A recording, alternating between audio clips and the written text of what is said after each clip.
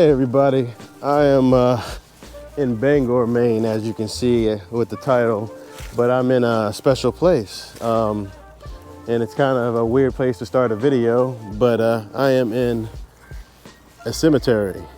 So the name of this cemetery here is Mount Hope Cemetery, and it's kind of a special place for several different reasons. But first, let me start off by saying that this visit to Bangor is dedicated to a friend who's going through some serious health issues, and I'm going to kind of circle around Bangor and highlight some spots from Stephen King, and this is my first stop here. But I'm going to try to check out Bangor as much as possible. But the significance of this place is people in Bangor wanted, there was several small cemeteries, and eventually they kind of built this one at some point. And Stephen King would come here to get inspiration. So some of the names of some of his characters, I've seen some of his movies, never read any of his books, but like Carrie, he got from some of these headstones. So as you can see, there's all kinds of old headstones around here. He would sit around as a college student at the University of Maine and kind of come up with some of the ideas and some of the names from the headstones and get writing. And I'm just going to explore around here for a few minutes, and then I'm going to get moving. But it's really, really interesting. So you can see they have a really pretty pond, and this is a really popular place. I see a lot of people walking around here, and enjoying their day. It's really beautiful. And I kind of understand some people may not dig the idea of visiting cemeteries, and that wasn't really my interest either, but I'm a bit more interested. My friend Julie and Callie, my daughter Callie, and and kind of researching this interest in cemeteries, I'm learning that there's a tremendous amount of history. So here, Abraham Lincoln's vice president was buried here. I can't remember his name. I put his name on the screen. He was buried here. There were a few comedians and actors and a few people who were famous here. But you can see there's tombstones right here on the hill here. And you can see, of course, the Canadian geese are chilling here as usual. If you haven't watched my videos, you'll see Canadian geese are some of my favorite birds because, from my point of view, they're kind of travelers like I am, and I see them everywhere I go, from California, north, south, east, west, everywhere. So let's take a little peek around and see what we can see. They're all pretty old cemeteries. Check that out. What's that right there? Excuse me, not cemeteries, but pretty old headstones. I imagine this is a family. And you walk up the steps. I've never seen anything like this before. So walk up the steps. What do we have? Isaac Clarke. Isaac Clarke, born in Newcastle, Maine. He died in 1904, born in 1815. Elizabeth Little was his wife. Isaac Clarke. Interesting. So I guess these might be from his family. It's interesting how he got that big one, and then everybody else got these little ones. So there's Isa, there's a mother, father, or maybe that's just marking the whole thing. I'm not sure. And there's another one where they kind of mark off the sides here, or mark off the whole family. So we got the Fosters, mother up there, father, and then all the kids. They all have their own style. It's a pretty big hill. What do we got going on? Bugbee. Okay, so that's the Bugbee family. Let's go up this hill. See what we got going on up here. So we got the Ayers, Sabine Hamlin. So I wonder where Stephen King would sit when he was up here. Maybe all over the place.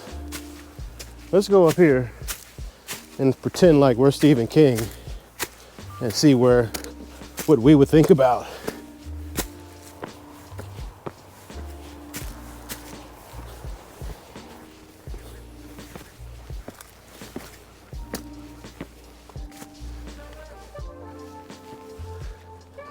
Imagine you're Stephen King. You have all this to look at. And all this. And you're like, I'm done with classes. I have some stuff to write. I'm gonna imagine. I wanna sit here and get some inspiration. So I'm gonna sit right here.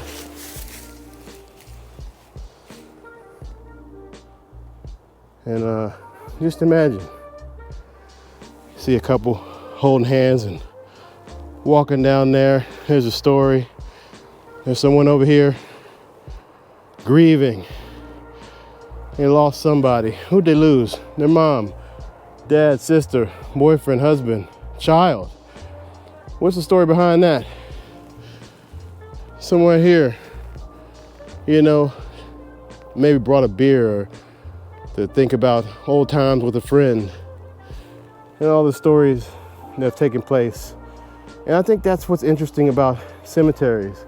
You know, it's kind of interesting to think, why are there cemetery enthusiasts? I don't think they're necessarily celebrating death. I think they're thinking about the stories that exist here. You know, some people are in the paranormal aspect of things, and various other interests, but there's a lot going on here and many stories. This person's story is different than that person's, and that person's story is different than that person's, and there's just millions and millions of them. And I imagine maybe he was doing a walk up this path, imagining what stories he could share and what truth he could attach to his fiction. I'm Stephen King, and I'm thinking,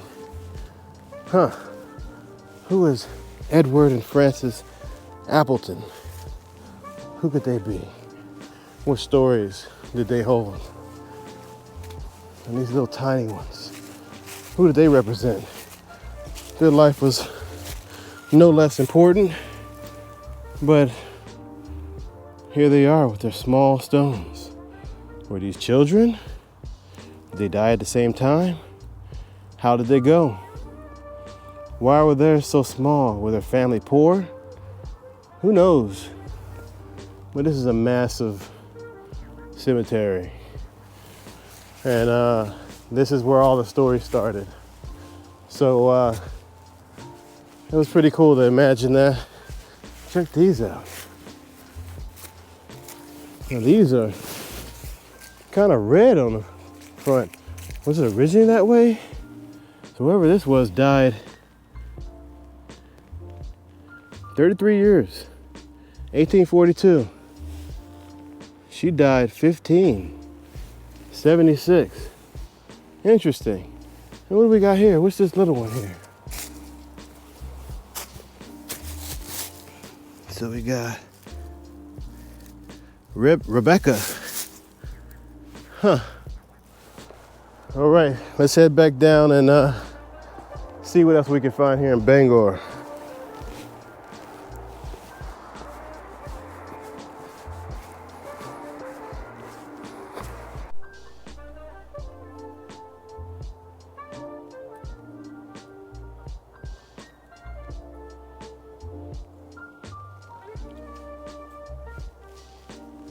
You guys, this here, what do we got?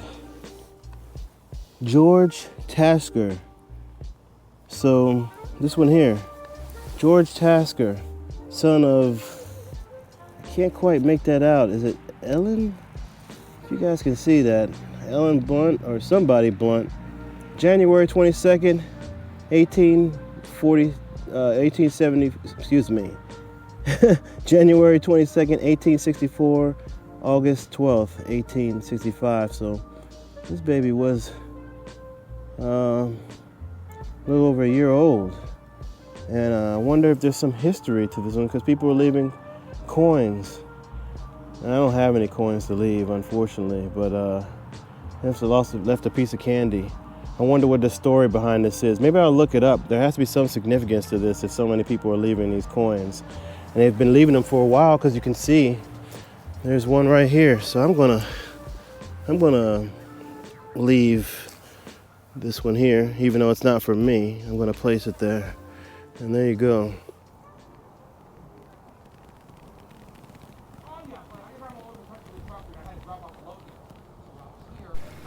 All right, y'all, so I'm at this standpipe. Check this out. So this is where Stephen King wrote. He was in the shadows of this when he was writing It. So he said he was by a park bench, and I'm imagining that's the bench right there. So this right here is actually in the movie It. The latest version of the movie where one of the kids come and put his bike there in the fictional town, which is supposed to be Bangor actually, and he kind of bikes here and leaves his bike there. So this standpipe is where I guess Stan first encounters Pennywise. I've seen the movie. I didn't read the books, so forgive me guys for you guys who are purists of the book. So it's really interesting to see someone who with a great creative mind of Stephen King and where he was inspired and where he wrote. So check that out. So this is the bench. So let's pretend like we're Stephen King and sit here and check it out and see his view. All right, so I'm sitting here in the bench where Stephen King sat, and who knows where he came up with the idea of It, but this was his view. He sat here on a bench and saw the standpipe up there. So this is where Maine, Bangor gets his water pressure, and I don't know how a standpipe works, but yeah, this is where he got his write on and decided to write the book It. So I imagine he was sitting here with a notebook, kind of. I know he lived not too far from here, so you can see I'm on this, actually a big hill. There's some really cool houses around here. And he'd walk up here, ride up here, drive up here, and sit here, and this was a little spot. It's super quiet here, it's such a peaceful vibe. And I really dig it up here. I don't know if I live up here, but it's definitely a place to enjoy. So there you go. So let's move around and see what we can see here in Bangor. All right, so I'm trying to give you a little view on the way to the next stop, but the daylight savings time happened just last night, so I'm running out of time. The lights are getting ready to, because I'm further up north. The sun sets at I think 4:18, and it's 4:10 now, so I'm gonna try to get there as soon as possible. But a lot of you guys will know what this next spot will be in a second. I think you'll know what this place is. So there's actually a balloon right there hanging. So somebody had tied that balloon to the sewer grate there. But this is where the It Clown was inspired. So this is not the actual filming location. I think that was actually in Toronto. But this is what inspired Stephen King. So we're right here on the corner of Jackson and Union. You can actually see a little teeny little water park right there where kids go. But yeah, this is what inspired him when he was writing that. So can you imagine walking by and seeing a little balloon there and being enticed as a kid? Kind of crazy. So I'm running out of daylight, so I'm running out of time. So I'm gonna hit a couple other places, then I'm gonna get out of here. So let's go.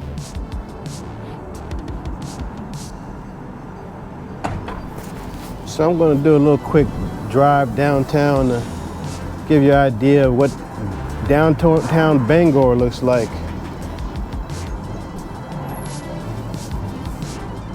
I've heard of Bangor, Maine, and I think a lot of people have, but I just never been here, so I thought I'd come.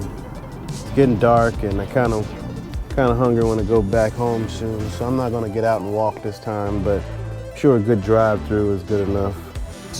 This is like kind of in a dip, a little valley in here or something, I don't know. But yeah, this is downtown Bangor. It's a little cute downtown, I guess. Not much to it.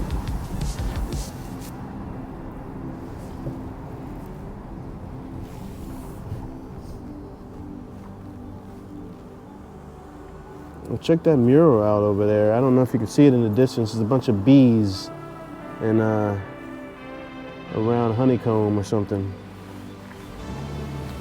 Seeing more downtown Maine, or downtown Bangor, I should say.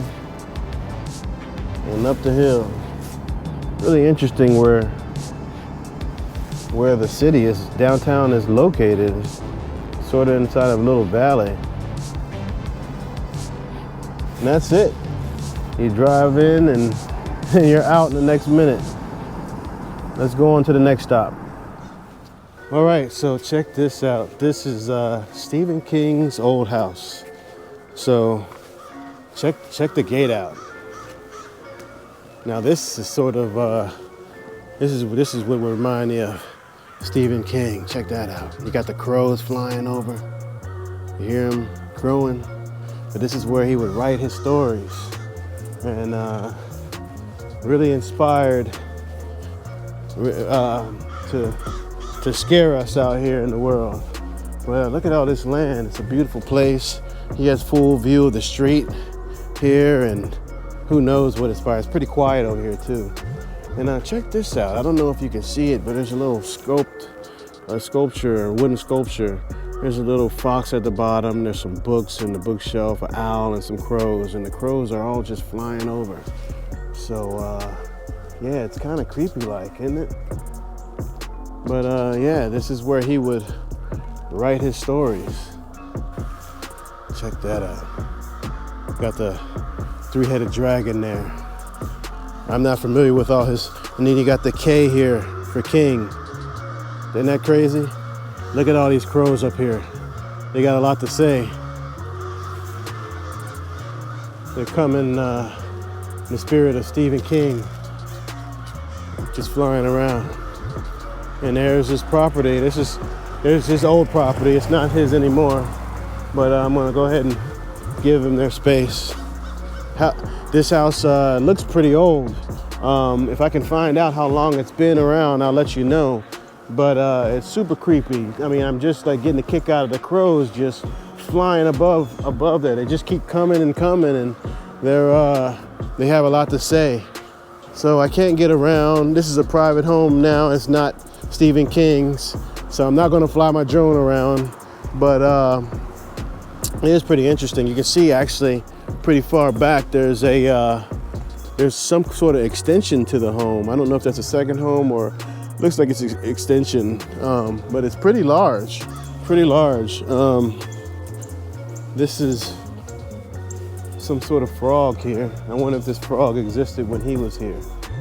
Who knows? There's a cool little pathway. Stops right there. It's interesting where it goes all the way back and it stops. So, you know, maybe he used to pace right there and come up with his ideas, or maybe not.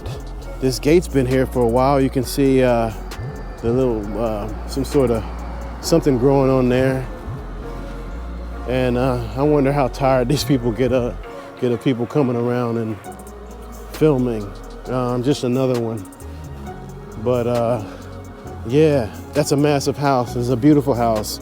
And I think it was red and white, or red and tan. I'm not sure what that color is, but I think from what I read, it was the same color back then. So, yeah. Anyway, this is, I'm gonna close here. If you got a kick out of this and you know someone who likes Stephen King, go ahead and share this video with them. If you liked it, press the like button. And if you want to see more cool stuff, because you never know what to expect with me, where I might be, go ahead and subscribe. I'm gonna go check out some cool stuff after this. But I love you, and I will see you soon.